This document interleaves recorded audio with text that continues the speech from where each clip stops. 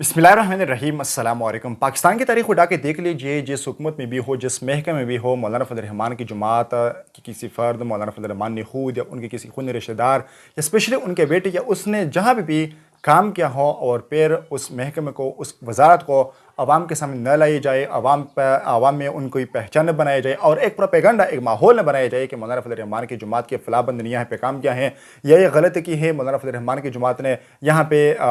ये क्या है, वो क्या है, ये गलती की है, ये करप्शन की है, ये फ़लाँ बंदे लगाए, अपने बंदे लगाए हैं, अपनी जमात के लिए काम किया है, मुल्क के लिए काम नहीं, महकमे के लिए काम नहीं किया है, ये इल्ज़ाम न लगे तो ऐसा तो हो ही नहीं सकता। और ये भी मैं आप लोगों को बताता हूँ कि जिस महकमे पे आज तक मौलाना फजल रहमान किसी फ़र्द ने, जमात किसी फ़र्द ने या उन्होंने खुद काम किया है और उस पर जितने भी इल्ज़ामात लगे हैं, आज तक 1% भी किसी ने साबित नहीं किया है। यानी ये तो सरासर झूठ और इल्ज़ामात होते हैं। ये महकमे, जिस महकमे में मौलाना फजल रहमान या उसकी जमात का कोई फ़र्द किसी भी हुकूमत के इत्तेहाद में काम करे और फिर उसके ख़िलाफ़ प्रोपेगेंडे बनाए जाते हैं, ये आज का तारीख़ नहीं है, न आज का दिन है, न आज की वजारतें हैं। आजकल मौलाना फजल रहमान जिस महाज पर खड़े हैं और जिस मकाम पर खड़े हैं, ये उनकी वाज़ेह दलील है कि मौलाना फजल रहमान ने माज़ी में जो सियासत की है वो करप्शन से पाक की है, उनकी जमात ने जो काम किया है वो करप्शन से पाक किया है, इस मुल्क के लिए किया है, अवाम के लिए क्या है, अवाम के फलाह बहबूद के लिए क्या है, और उनके पार्टी के नज़रिए में करप्शन के नाम की कोई चीज़ शामिल ही नहीं है। हाल ही में मौलाना फजल रहमान के बेटी मुफ्ती इसम महमूद की पिछले जो मुत्तहिदा हुकूमत थी, उनमें जो उनकी वजारत थी, वजारत मौसलात, उसके खिलाफ आजकल सोशल मीडिया पर एक बयान चल पड़ा है कि मौलाना फजल रहमान के बेटे की जो वजारत थी, वजारत मौसलात, इसमें तकरीबन 5000 भर्तियों का इंकशाफ हुआ है जो कि गैर कानूनी तौर पर हुई है। इस पर हम आगे तफसील से तो बात करेंगे कि ये ऑडिट किसने निकाला है और इसके पीछे कौन सी ताकतें का फरमा है। लेकिन सबसे पहले ये जान ले कि मौलाना फजल रहमान, उसकी जमात किसी फ़र्द, किसी ने भी या स्पेशली उनके खूनी रिश्तेदार ने जहाँ भी जिस महकमे में भी काम किया हो, उसको तंग न किया हो, उस पर इल्ज़ामात न लगाए हो, उस पर करप्शन के, चोरी के, दोगबोग के और अपने लोगों की यहाँ पे भर्ती होने का, यहाँ पे काम करने का इल्ज़ाम न लगाया हो, ऐसा तो हो ही नहीं सकता। आज मैं आप लोगों को चैलेंज कर रहा हूँ, उनके जितने भी मुखालिफिन हैं, मैं आप लोगों को आम चैलेंज दे रहा हूँ कि जिस महकमे में आज तक मौलाना फजल रहमान या उसकी जमात ने काम किया है, आज मुझे उन महकमों के नाम बताइए मौजूदा हुकूमत में कि कौन किस महकमे का वज़ीर है। जिस महकमे में भी हो, ख्वाह वो हाउसिंग सोसाइटी हो, वज़ारत मौसलात हो, कश्मीर कमेटी हो, इसी तरह जितनी भी कमेटियाँ हैं जहाँ पे मौलाना फजल रहमान या उसकी जमात ने काम किया है, आज मुझे उनके नाम बता दें कि आज कौन है उन महकमे का वज़ीर। आप लोगों को मालूम नहीं है, मुझे पता है कि आपको नहीं मालूम, आपको सिर्फ ये मालूम है,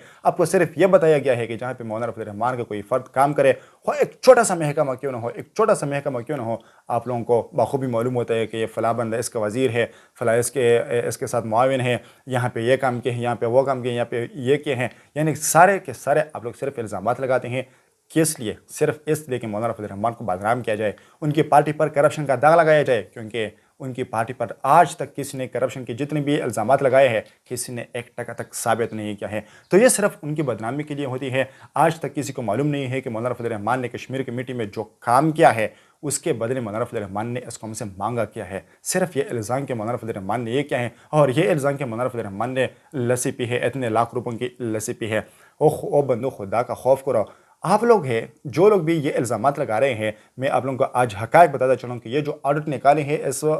वज़ारत मौसलात की, ये किसने निकाले हैं। ये जुनैद अकबर जानते हैं, तहरीक इंसाफ के सूबा खैबर पख्तूनख्वा के चेयरमैन हैं, उन्होंने ये ऑडिट निकाली है। और किस लिए निकाली है कि मौलाना फजल रहमान ने उनके साथ इत्तेहाद से इनकार कर दिया। उन्होंने कहा कि मैं आपके साथ इस इत्तेहाद में नहीं चलूँगा जहाँ पे आप लोगों की मौजूदगी, जहाँ पे आप लोग एक साथ नहीं बैठ सकते, जहाँ पे खैबर पख्तूनख्वा हुकूमत तबाही की तरफ जा रही है। मैं आप लोगों को बताता हूँ, उन्होंने ऑडिट निकाली है 5000 भर्तियों का। उन्होंने हिसाब लगाया है कि तकरीबन ज़्यादा से ज़्यादा 10 लाख रुपए पर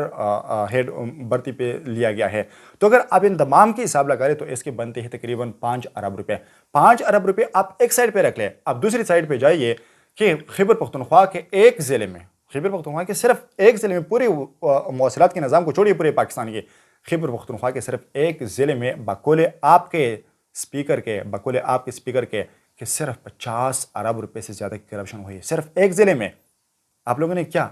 उसकी आज तक ऑडिट निकाली है? क्या उसकी तफसील आज तक आप लोगों ने कौम को पहुंचाई है? क्या कौम को ये बताई है कि यहाँ पे तहरीक इंसाफ की हुकूमत है और यहाँ पे एक ज़िले में 50 अरब से ज़्यादा करप्शन होती है? यह सिर्फ आप लोग इल्ज़ामात लगा रहे हैं कि मौलाना फजल रहमान के बेटे ने यहाँ पे काम किया है। یہ تاریخ پہ موجود ہے، یہ آج بھی موجود ہے کہ جب بھی اس حکومت کا خاتمہ ہوا تو وزیر اعظم یا محمد شہباز شریف نے سب سے بڑھ کر تمام وزارتوں میں جمیعت علماء اسلام کے محکموں کو سراہا ہے، خواہ وہ حج کا جو اسلامی